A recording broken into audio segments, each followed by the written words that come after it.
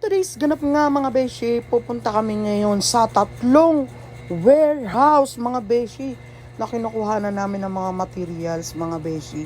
Grabe ang pagod ko dito. Konti lang naman ang video ko pero grabe ang haba ng biyahe namin.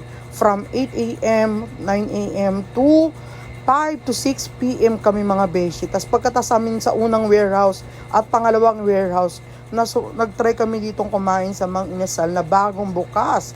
At tuwang-tuwa ako dyan mga beshi, alam nyo bakit? Dahil nga dito ako nagkaroon ng free na halo-halo. Inuubo nga ako, diba? Kasi nga kumain ako halo-halo, libre pa, pambihira naman, oo. Tapos ito na nga mga beshi, PM2 lagi talaga in-order namin. Yung only rice. Tapos yung nga pagkatapos namin doon sa pangalawang warehouse mga beshi, pupunta na naman kami ngayon doon sa pinaka-last na warehouse mga beshi sa Valenzuela City.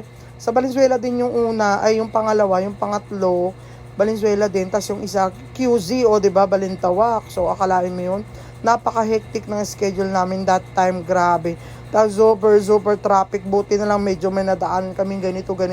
Bundok mga beshi, ay bukid pala. Ibang bundok sa bukid. Tandaan nyo palagi yan, ano?